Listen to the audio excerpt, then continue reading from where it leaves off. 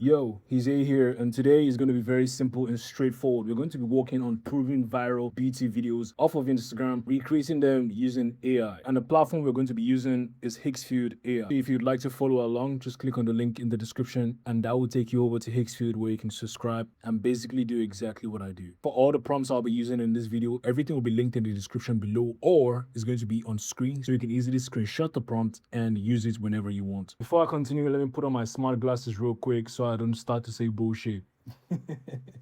This is Higgsfield, and right now you can see that I'm literally working on a few things. I recently worked on a video and I'd like to show you that video, and that is one of the video we're going to be recreating once more to show you exactly how I did it. Please don't make me think of it like you can't make a defense. That video is one of the trending videos in the beauty niche of Instagram. And the inspiration for that video goes to Ali by AI. The idea of that video is to promote beauty, but at the same time, try to make people understand that different hairstyles equals to different face and look. If we look at this picture right here, we can see that she looks okay until we switch, and you can see she looks totally different because there are two different hairstyles. We switch one more time and she looks weird. Now, this particular image looks weird, and that is because of the reference picture that we use. These are some of the things I'm going to be teaching you that a lot of, these AI gurus would never tell you about. Small details matter, and the reference image you use matters a lot as well, especially when you're using Nano Pro. Looking at the next image, you see that she looks completely different. The next one, she looks different. Next one, she looks different. So that is the whole idea of this particular video right here. Is a switch and the satisfaction and the predictability of the entire video. Let's go ahead and jump into Pinterest. That's probably my favorite place to go to when I'm looking for reference things to use. And you can see that we have a bunch of hairstyles that we need to choose from. And I'll tell you the best ones to use and the worst ones to use. Let me explain. You see something like this? This looks digital. This does not look real in any way. And this is a very bad reference. This kind of reference would give us a result like this. Looking at this image, you're going to see that as much as the face looks real, the hair looks not real. It looks fake. It looks drawn on her head, and that is not what we're looking for. We're looking for something as realistic as this. And you'll be able to see each strand of the hair. You can literally see everything. And that's the point that I'm trying to pass. So when you're looking at reference images, make sure that the reference image you're using is not drawn or illustrated in any way. Is an actual picture of what you're looking for. Same thing goes to outfits, shoes, bags, any reference at all that you're using. Make sure that the reference image is something that looks real or is real. But this is bad reference, and the reason why this is a bad reference is because the quality of the image is very low. Now, this looks really good. And what are we going to do here? We're easily just going to screenshot the entire image and just use that as one of the reference. We're going to look for at least 4 different hairstyles that we should use. And I think I'd like to use this one as well.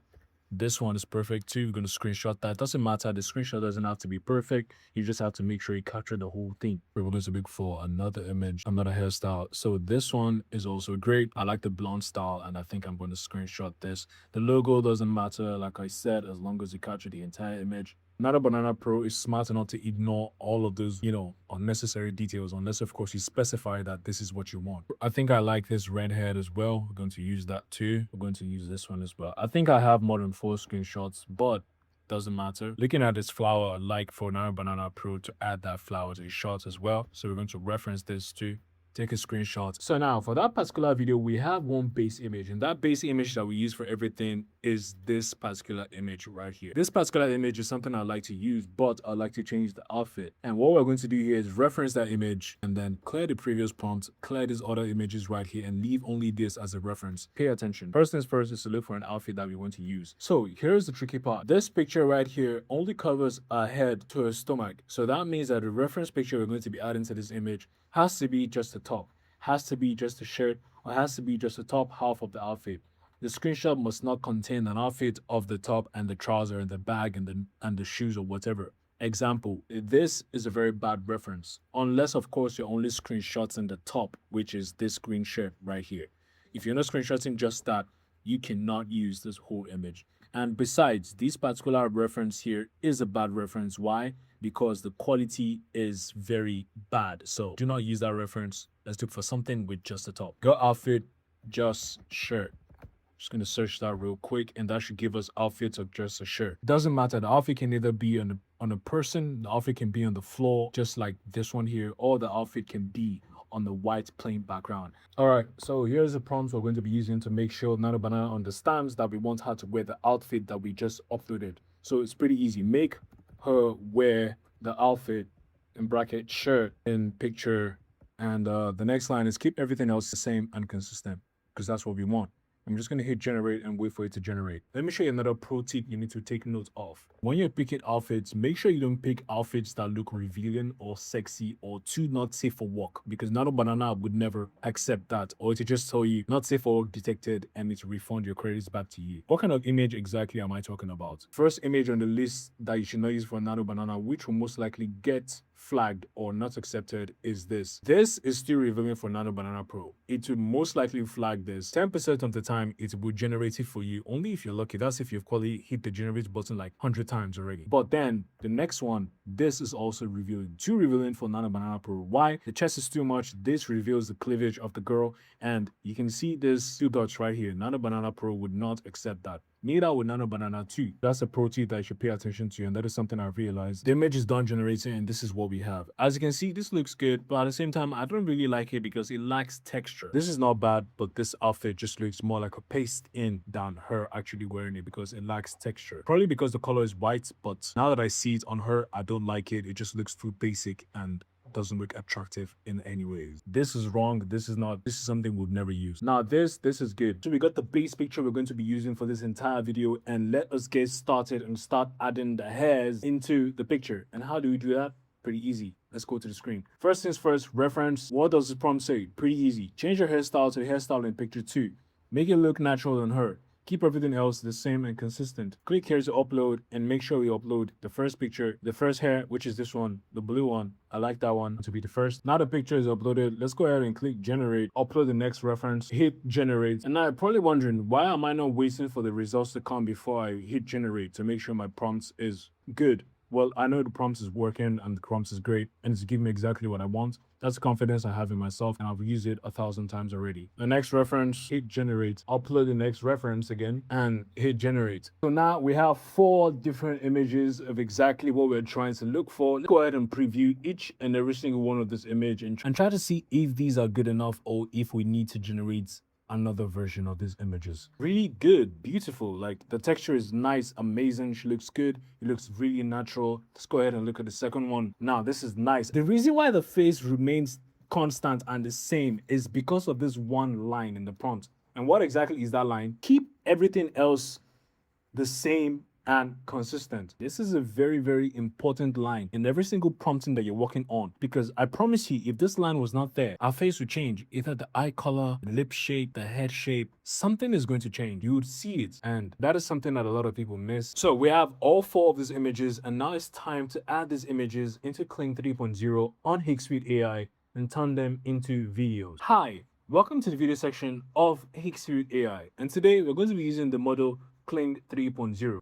The reason why we're using Kling 3.0 is this. Kling 3.0 nails character consistency across all frames. Secondly, it's just the most natural of all the models out there. You can add start and end frame. The 4th reason is Kling 3.0 offers elements, meaning you can tag elements in your videos. You can generate videos of up to 15 seconds, but let me tell you a pro tip.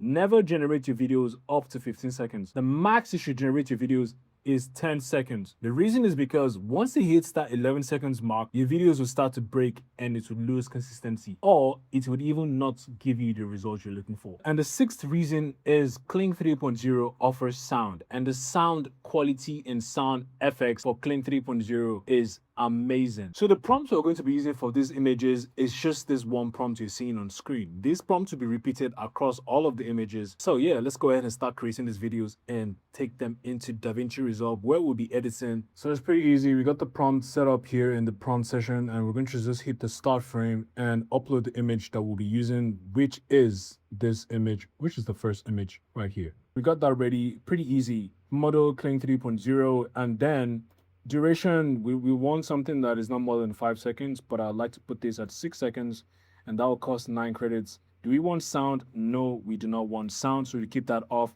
Enhance basically means that you want Higgsfield AI to actually enhance the prompts for you, and that would basically change a few things in your prompt. So I like to keep this off because I know exactly what I prompted and the exact look I'm looking for. So I'm going to keep this off.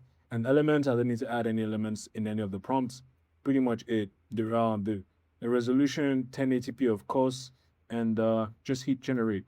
So it's basically a rinse and repeat for all of the images. Same prompt, same settings, just uploading different images, and we hope for the best. Not that we hope for the best, we wait for the best result, which is sure, of course, because it's my prompt. Don't worry. We'll upload the next image and just hit generate, and I'll see you guys after everything is done. But I'm just going to open up DaVinci Resolve here and just import every single one of them so we can preview them directly on DaVinci Resolve. Full screen, you see what we got. Okay, that's good. Okay. Okay, that's good too. Oh, I like this one. I like it. Oh, look at how fluffy the hair is. This is the one I'm actually rooting. I knew that she was gonna touch where that flower is. I just knew it. That looks so great. Yes, ma'am. Yes, ma'am. Exactly. So this is why Kling 3.0 is the best. So I won't show you the boring side, which is the editing side of this entire video. I'm just going to pull up the results and let the results speak for itself.